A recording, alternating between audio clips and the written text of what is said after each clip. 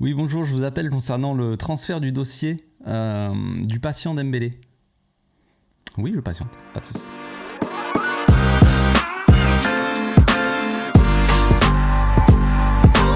Au passage, n'hésite pas à nous rejoindre si c'est pas encore fait et à partager la chaîne autour de toi, ça fera plaisir à tonton. Ousmane Dembélé, cette fois-ci c'est la bonne, j'ai l'impression. Alors rien d'officiel pour le moment, à l'heure où j'enregistre en tout cas rien d'officiel, mais on est sur le point de dire au revoir à Dembélé, à Ousmane. Ousmane s'apprête à partir et cette fois-ci ce n'est pas pour aller à l'infirmerie. Il va probablement partir pour de nouvelles aventures, j'ai envie de dire loin du Barça, peut-être vers d'autres horizons, peut-être dans d'autres lits d'hôpitaux. Cette fois-ci à Paris, au Paris Saint-Germain, donc on lui souhaite bon courage et surtout bon courage aux supporters parisiens. Après tant d'années au Barça, Ousmane nous laissera quand même pas mal de bons souvenirs, des souvenirs tels que tranquillo de quoi toi, des trucs comme ça, sont ratés face à Liverpool, son but en Supercopa contre le Séville, son but contre Tottenham aussi, quoi d'autre. Bah pas grand chose de plus finalement, parce que mine de rien, bon, évidemment, il y a toutes les blessures d'Ousmane pendant tant d'années, mais voilà, on dirait que quand je vous rappelle tous les bons souvenirs d'Ousmane, quand on se remémore un peu tous les bons souvenirs qu'on peut avoir de Dembélé, on a l'impression qu'il est resté peut-être 1 an au club, ou peut-être 6 mois même, mais il n'en est rien, non, il est resté quand même 6 ans au club. Et en 6 ans, Ousmane, qu'est-ce que c'est ? En 6 ans, c'est 31 matchs joués entièrement de la part d'Ousmane, 185 participations à des matchs sur 325 possibles, et 20 matchs en moyenne manqué par saison à cause de blessures principalement. Les stats viennent de Barça Passionate sur Twitter, il faut quand même rendre à César ce qui appartient à César. Donc on connaît tous les talents de Dembélé, on va pas non plus lui tomber dessus pendant toute la vidéo, même si c'est avec grand plaisir, mais on va pas trop lui tomber dessus parce qu'il risque de se blesser à nouveau, évidemment. Donc on connaît tous son talent, Dembélé, ses qualités en tout cas. Il est capable de dribbler tout le terrain, de faire 450 crochets, puis après d'envoyer une frappe en tribune, ça on le sait très bien. Il a des qualités de vitesse, de percussion, de dribble, il a des facilités. On connaît tous son talent, évidemment. Le problème de Dembélé, c'est qu'il n'a jamais vraiment su se servir de ce talent-là pour faire vraiment des différences, en tout cas régulièrement. Faire des différences dans un match sur 10, c'est bien sympa, mais on aimerait quand même, quand tu signes au Barça, quand tu joues dans un club comme le Barça, tout le monde tombe sur des mecs comme Rafinha, Ferran Torres principalement, plus que Rafinha, mais tu vois, des mecs qui peut-être manquent de régularité ou n'ont pas le niveau, soi-disant, pour le Barça. Et finalement, est-ce que Dembélé a vraiment le niveau pour le Barça ? En termes de qualité sur le papier, oui, il a les qualités pour jouer au Barça, mais dans la réalité, c'est quand même bien différent. Donc la saison dernière, il a quand même été bien relayé par son remplaçant, Rafinha, qui a fait le travail quand même pour sa première saison. On a été critique, moi-même j'ai été critique avec Rafinha, mais ce qu'il faut souligner aussi, et c'est ce que j'ai souligné quand même la saison dernière, c'est que c'est sa première saison. Évidemment, le problème de Rafinha est tout autre, c'est qu'il a besoin, je l'ai dit plein de fois, mais il a besoin d'un latéral offensif qui vienne le soutenir, à la différence de Dembélé. C'est pas du tout le même profil en fait. Dembélé est un profil d'ailier dans la percussion, pur ailier, un joueur de couloir quoi, qui va animer le couloir peut-être à lui tout seul, en tout cas qui va avoir moins de mal à l'animer à lui tout seul, et qui des fois même, quand il est dans un couloir avec un gars assez offensif, a du mal vraiment à combiner avec lui, et il se marche un peu dessus, les deux. À la différence de Rafinha, qui est plus un ailier inversé, qui va rentrer au cœur du jeu, et qui va être plus comme un meneur de jeu, qui va faire le jeu, qui va faire des passes, tout ça, plutôt qu'un ailier de percussion. Rafinha qui, pour sa première saison, est le deuxième joueur le plus décisif derrière Lewandowski, quand même, en termes de but et de passe, c'est le joueur globalement le plus décisif derrière Lewandowski. Ce n'est pas rien. Donc faut-il faire confiance à Rafinha ? C'est un peu ça la question aussi. Faut-il faire confiance à mon petit Rafinha pour remplacer Dembélé ? Malgré le fait que Rafinha n'apporte pas autant de déséquilibre que Dembélé. Parce que évidemment, s'il y a bien une chose que Dembélé apporte à cette équipe, c'est du déséquilibre. Dembélé, il apporte non seulement ses qualités, on l'a dit, mais en plus de ça, il fait peur aussi aux équipes adverses. Ça te fait reculer un bloc adverse. Les adversaires ont peur peut-être de sortir, de trop monter parce qu'ils ont peur de se faire prendre en contre-attaque par la vitesse de Dembélé, et tout ça, on ne l'aurait plus évidemment. Après ça ne marche pas toujours, on l'a très bien vu, Dembélé face à l'Argentine en finale de Coupe du Monde, ça n'a pas très bien marché. Mais bon, avoir autant de talent, mais ne pas vraiment savoir s'en servir, ça reste quand même quelque chose d'assez triste dans le football, mais même dans la vie en général. C'est quelque chose d'assez tristouné, mais c'est un peu la description de Dembélé, j'ai envie de dire. En tout cas, c'est ma description de Dembélé. Le temps passe, et finalement, le Dembélé du présent, là, qu'on a actuellement, n'a pas vraiment évolué d'un iota, j'ai presque envie de dire, par rapport au jeune Dembélé qui est arrivé et qui a signé au Barça Barça il y a 6 ans. Regardez l'action de Dembélé face à Liverpool, elle nous fait penser à l'action, ce n'est qu'un match amical certes, mais ça nous fait penser à l'action de Dembélé face au Real, là qu'on a vu en amical, en pré-saison. On a un Dembélé qui arrive face à Courtois, qui est à 30 mètres des cages et qui décide de tirer, on ne sait pas pourquoi, il tire sur le gardien. Alors qu'il a la place, il a la vitesse, il a la technique, il a juste à aller vers le gardien, il fait un crochet, il n'y a plus personne. Mais non, c'est ça aussi Dembélé. Et ça nous fait penser au Dembélé jeune qui est arrivé. En tant d'années passées au club, on n'a pas vu un Dembélé qui s'est amélioré en termes d'intelligence de jeu. Donc ce probable départ de Dembélé, parce que à l'heure actuelle forcément il n'est pas encore parti, évidemment ça vient aussi clore une période assez sombre de l'histoire du Barça, une période récente, surtout la période Rossell-Bartomeu qui avait, pour faire face au départ de Neymar, hein, évidemment, idole de pas mal de monde, départ de Neymar au Barça, hein, Piqué, Sekeda, tout ça, histoire de forcer un peu pour qu'il reste. Ça n'a pas fonctionné, Neymar part au PSG, et là on signe, Bartomeu sort sa cape de super-héros, et signe Coutinho et Dembélé. Alors c'est des noms, c'est des beaux noms magnifiques, plus tard il ira signer même Griezmann, histoire de compléter un peu le trio magique. Les trois joueurs qu'on peut comparer un petit peu au triangle des Bermudes, tu vois, des joueurs un peu stars comme ça qui brillent sur le papier, qui attirent l'œil en tout cas, et qui finalement font disparaître tout ce qui s'en approche, que ce soit les bonnes performances ou même l'argent tout simplement. Donc Dembélé c'était un peu un panic buy comme on appelle ça dans le jargon mercato. C'est un achat compulsif comme ça, trop rapide en tout cas, qui est venu combler le départ de Neymar. Un achat pas forcément intelligent en soi, sur le papier, en théorie ça aurait pu l'être. Forcément, Dembélé, à l'époque, était encore très très jeune, avait beaucoup de potentiel. Voilà, il avait le talent pour s'épanouir au Barça aux côtés de Messi, qui le conseillait quand même pas mal. Et finalement, on se rend compte quand même au bout de 6 ans, voilà. Et il y en a qui veulent encore prolonger Dembélé, qui veulent lui se mettre à genoux. On se souvient quand même tous de l'année dernière où on a prolongé Dembélé. Xavi a forcé la prolongation de Dembélé contre l'avis de la direction qui voulait plus entendre parler ni du joueur ni surtout de son agent. Alemany qui veut dégager Dembélé le plus tôt possible, et il y avait que Xavi qui était là pour défendre le joueur. Il supportait évidemment, mais au sein du club, il y avait Xavi qui forçait, qui montrait tout son amour à Dembélé, qui l'a soutenu contre vents et marées, qui avait été envoyé en tribune et qui a forcé sa direction un peu à se servir, on va dire, de Dembélé, à l'utiliser en tout cas. Et voilà comment Dembélé lui rend sa confiance. C'est assez triste, c'est une belle désillusion, j'imagine, aussi pour Xavi, une trahison aussi, on peut dire, on peut appeler ça un chat. C'est un peu triste pour Xavi, surtout pour le coach, quoi, qui se fait poignarder un peu dans le dos. Donc que faire dans ce mercato là, pour raconter un peu l'histoire, hein, parce que là je parle un peu comme si Dembélé était parti dessus, mais là les infos qui sont sorties hier soir, ça a fait grand bruit, c'est la bombasso du soir. C'est d'un coup Dembélé, il reste concrètement, là il est 14h quand j'enregistre, il reste très peu d'heures, je crois qu'il reste 10 heures, voilà, c'est ce soir à minuit, sa clause passe à 100 millions. Donc là l'agent il est en train de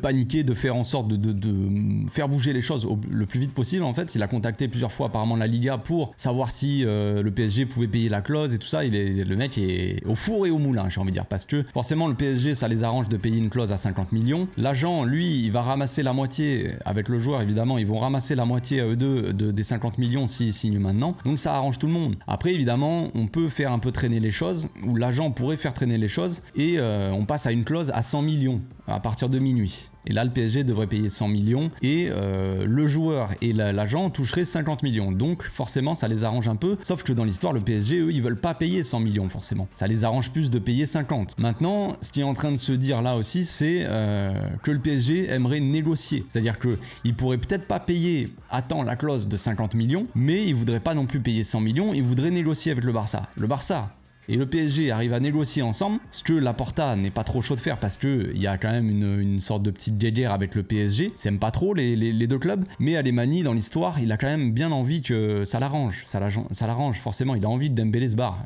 Pas que, hein. Il est en train de travailler aussi pour que Ferran Torres par exemple parte aussi. Donc ce qui se dit, c'est que forcément si le PSG et le Barça négocient ensemble un transfert, par exemple si on négocie pour un transfert, si la clause elle passe à 100 millions et qu'on accepte parce que le joueur veut partir, s'est déjà mis d'accord. Apparemment, tous les médias sont d'accord, donc je me permets de dire ça, et c'est pas forcément une rumeur, mais tous les médias disent que Dembélé s'est mis d'accord pour un contrat de 5 ans avec le PSG. Tout est fait. Il n'y a plus qu'à se décider entre le PSG, est-ce qu'ils vont payer la clause, est-ce qu'ils vont vouloir négocier avec le Barça. Si, comme je l'ai dit, le PSG négocie avec le Barça, l'agent et le joueur ne toucheraient pas de commission. Enfin, ils toucheraient peut-être une commission, ça ne m'étonnerait pas, mais ils toucheraient pas la moitié du transfert. C'est-à-dire que si le PSG négocie pour 60 millions et qu'il ne paye pas la clause, mais que c'est un transfert comme ça négocié à 60 millions, au lieu de payer la clause à 100 millions, le Barça toucherait 60 millions et toucherait pas la moitié. Donc ça serait quand même une belle chose, j'ai envie de dire. Ça serait une bonne chose pour le Barça. Maintenant, on va voir ce qui va se passer. Comme je le disais hier à certains abonnés, je pense que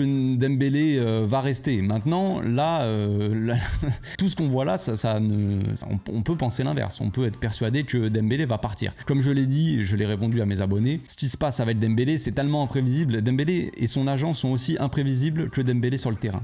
Donc, on peut pas vraiment savoir ce qui va se passer. Ça se trouve, il va y avoir un gros retournement de situation. Xavi, il a convoqué des réunions avec Dembélé pour le supplier de rester. Ça fait un peu de la peine. Xavi, frérot, si tu dois convoquer Dembélé, c'est pour lui mettre une tarte dans la tronche. À part ça, il n'y a rien d'autre à faire. C'est tout. Enfin, c'est mon avis. Donc, on va voir ce qui va se passer. En attendant, que faire avec ce départ de Dembélé très probable. Quand on regarde les besoins de l'équipe concrètement, on a besoin d'un latéral droit. La priorité numéro 1 du Barça, ça devrait être pour moi Cancelo. Je pense que ça va le devenir si Dembélé part. La priorité au poste de latéral droit deviendra peut-être Cancelo au lieu de Fresneda, parce qu'on aura un peu plus d'argent peut-être à mettre, peut-être un peu plus de place dans le fair play, dans la masse salariale pour enregistrer Cancelo. Donc la priorité devrait être Cancelo, et ça serait plutôt logique quand on regarde l'effectif. On sait, si on regarde l'effectif, qui peut remplacer Dembélé? Je sais déjà ce que vous allez me dire, mais sur le papier, quand on regarde l'effectif sans acheter personne d'autre, on a Ferran Torres, Rafinha et Abdé.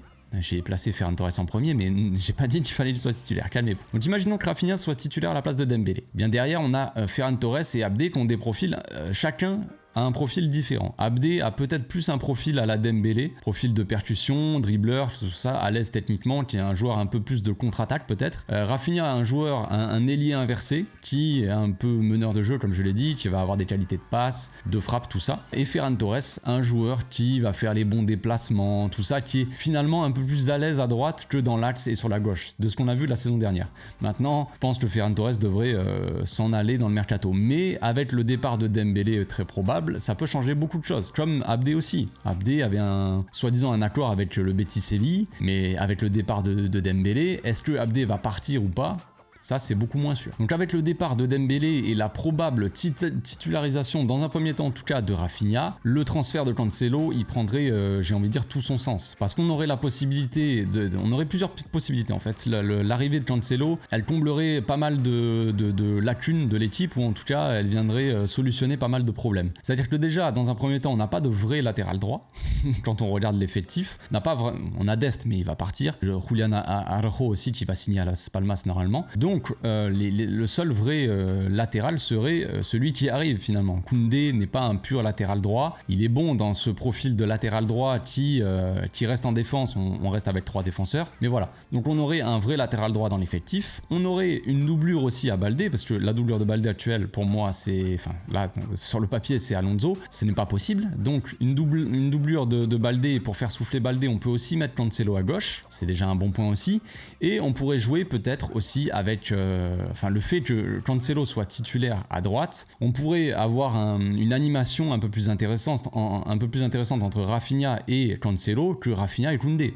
Je pense qu'on est tous d'accord là-dessus, ça aiderait considérablement Rafinha à s'épanouir un peu plus, je pense. On pourrait très bien jouer avec par exemple 2 latéraux offensifs, Baldé, Cancelo, qui joueraient des sortes de rôles de piston, si vous préférez, même avec un milieu à 4, imaginons le même milieu, ou même sans le milieu, on va dire juste 3 milieux. Oriol Romeu, Frenkie et imaginons Gundogan ou Pedri par exemple. Et on aurait Rafinha qui serait l'ailier qui rentrerait dans l'axe. Ça serait l'inverse au lieu que ça soit Gavi par exemple la saison dernière qui jouait à gauche et qui rentrait dans l'axe, là on aurait Rafinha qui rentrerait dans l'axe, qui jouerait proche de Lewandowski, et on aurait Cancelo qui viendrait dans le couloir. Donc on aurait comme ça deux latéraux qui monteraient offensivement vraiment très haut, on va dire, et peut-être un Romeo, tu vois, qui resterait un peu plus bas et qui formerait une ligne de 3 défensive avec les 2 autres défenseurs, Araujo et Christensen par exemple. Donc ça peut être une solution. Il y a beaucoup de solutions, on va pas rentrer là-dedans dans les trucs tactiques d'animation, tout ça, mais voilà, c'est pour vous dire à peu près la solution de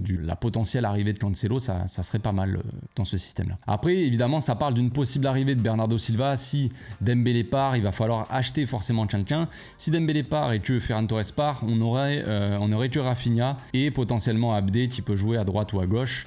Est-ce qu'Abdé partira s'il y a une bonne offre par exemple? C'est aussi quelque chose de possible. Est-ce qu'il faut absolument acheter un ailier pour remplacer Dembélé? Comment remplacer un joueur qui n'a jamais été vraiment présent et qu'on a toujours remplacé finalement? Beaucoup se posent la question comment remplacer Dembélé? Mais les gars, Dembélé, c'est comme je l'ai dit, hein, Dembélé ne joue quasiment jamais toute une saison complète. Il va jouer une vingtaine, une trentaine de matchs par saison maximum, 30% des matchs sur une saison. Donc comment remplacer Dembélé? Comment remplacer un gars à l'infirmerie? Bah écoutez, le mieux ça serait de remplacer par un joueur qui est régulier, par un joueur qui est intelligent, par un joueur qui nous apportera vraiment. Alors évidemment, on peut parler de Bernardo Silva.